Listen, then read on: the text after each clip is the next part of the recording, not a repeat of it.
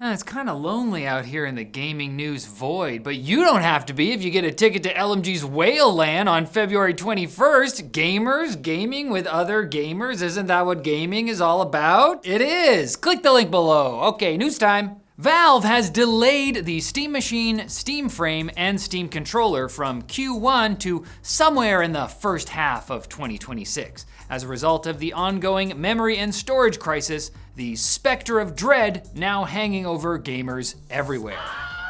That said, it's not totally unexpected, as back in November, a Valve rep told Tom's Hardware that the market is kind of weird, and because of that freaky little market, it's hard for them to even know if the components inside the Steam Machine will exist next year. There's also been no word on the price. All we know for sure is that unlike PlayStation and Xbox, Valve has said the Steam Machine won't be sold below cost. IGN's latest estimate puts the price somewhere between $700 and $800, placing it solidly in PS5 Pro territory.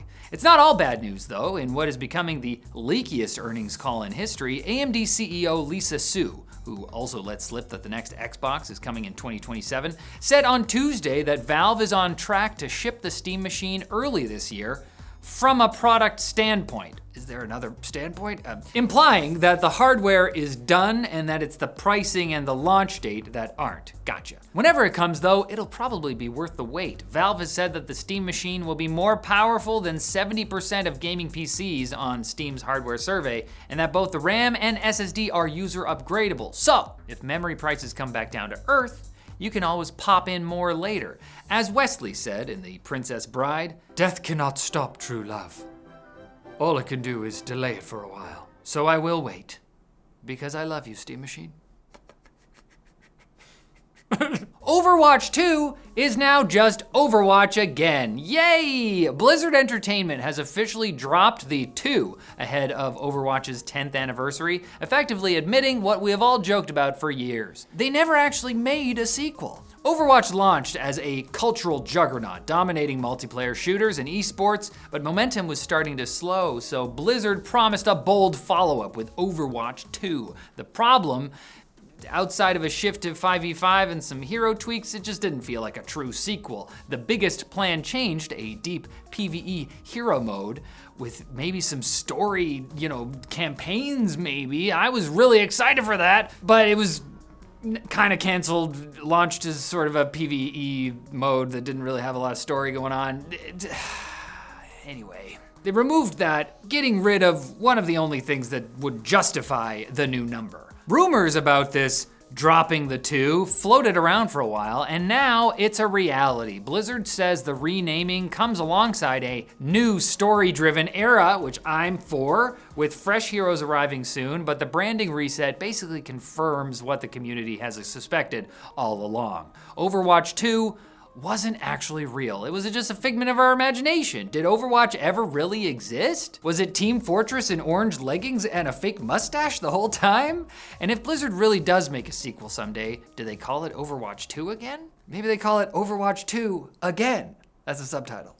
Overwatch 2, another try.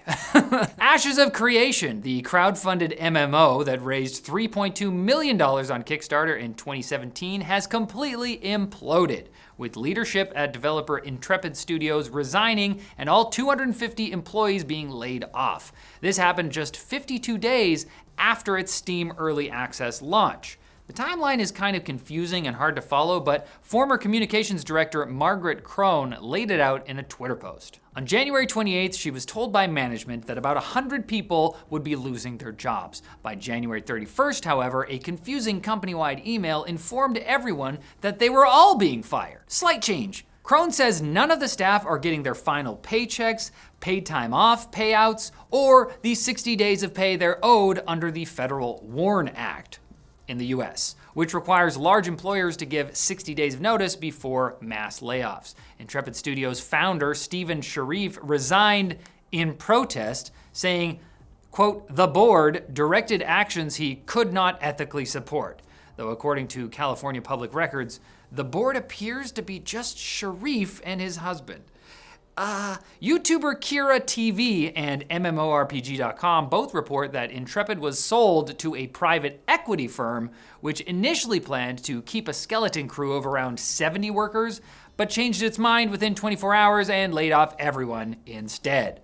Not a great look, considering that the game sold an estimated 220 to 320,000 copies at $50, pulling in roughly 7.7 to 11.2 million after Valve's cut. Intrepid had originally promised Kickstarter backers a full refund if the game never actually launched. So promise technically kept, the game launched, but as it stands, the situation is a mess. Steam has pulled the game from sale. Players are fighting for refunds with mixed results, and the Discord has descended into chaos. There's supposedly a development update livestream on February 13th, the eve of St. Valentine's Day? Sacrilege. Hey, you know who would never desecrate Valentine's Day? Our sponsor. Good day. As you can see, I'm a man of refined tastes. I enjoy reading philosophy, appreciating fine art, and obliterating my enemies with ruthless precision in War Thunder. I can take command of over 2,500 historical and modern tanks, planes, helicopters, and ships that look and sound like the real thing, and lay waste to my foes on multiple platforms. Simply exquisite.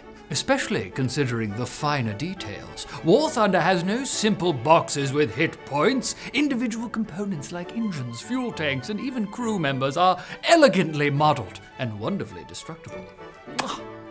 And the X-ray view shows you precisely how a vehicle was destroyed, purely for academic interest, of course. If you too relish the finer things, join over 95 million players in epic PvP battles today and discover an unmatched wealth of high-quality content, whether you're a fan of military history or a distinguished gentleman who occasionally needs to decompress. Play War Thunder for free on PC, PlayStation, Xbox, and mobile, and unlock a massive bonus pack including vehicles, boosters, and more using our link below. Oh, wait, I'm not completely alone out here. I forgot the Quick Bits are also here. And they are angry. Tim Sweeney is still allowed on Twitter, where he is tweeting in support of a $900 million lawsuit in the UK against Valve, arguing that Steam is the only major store still holding on to the payments tie and 30% junk fee. He also compared Valve's DLC rules to a car dealership demanding 30% of gas purchases. But car dealerships charge you a bunch of random fees that you don't know what they are. That's not the greatest example to use. But that's beside the point. Epic isn't part of this lawsuit, but the suit claims Steam inflates prices and blocks alternative in-game purchases, which is funny because Steam probably doesn't even need to do that. Yes, Steam uses underhanded tactics to suppress competition. I feel like that's clear, but it seems like Tim still hasn't gotten it through his head that people still like Steam because they prefer actually useful platforms with a lot of great features. Like, I'm glad the Epic Game Store exists, but free games aren't really a feature. Anyway, rant over. Apex Legends is officially abandoning the original Nintendo Switch after Season 30 launches this summer, though it'll keep running on the newer Nintendo Switch 2. Developer Respawn Entertainment says progress and purchases will carry over to the new console through EA accounts, so at least your cosmetics will survive the evacuation. Still, it's kind of rough if you're part of that 4% of Apex players that actually play the game on the OG Switch and didn't want to upgrade. It's not something that's gonna affect a ton of people, but I don't like that this happened. Maybe the Switch should have landed Fragment instead of hot dropping into obsolescence. Just a thought. This is an Apex Legends reference, I promise.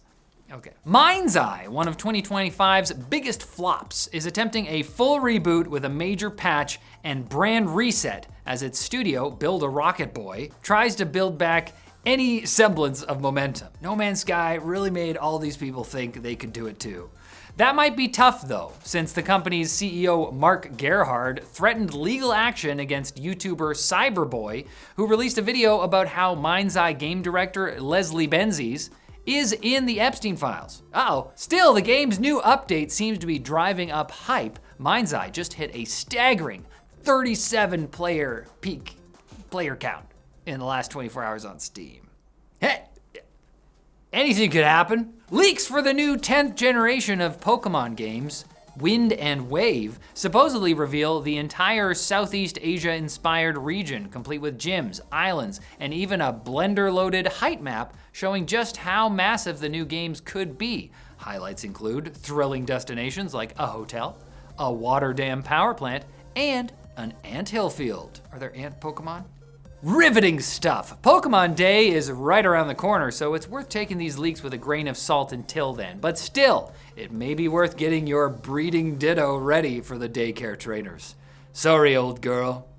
Time to go back to work. Listen, I play Pokemon like it's Pal World. Ooh, that was dark. And Sony has filed a patent for an AI system that generates individualized podcasts for PlayStation players, voiced by characters from the games that they've played. The system would pull your profile data to deliver information about software updates and would try to upsell you other PlayStation games based on what you've been playing. Okay, so you're telling me that Sly Cooper and Nathan Drake are gonna tell me to pay for another game?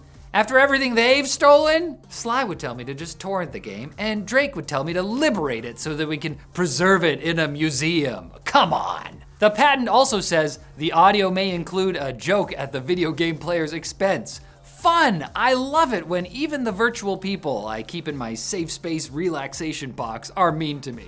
Please don't be mean to me. Come back next Thursday for more gaming news. I could use the company in this void.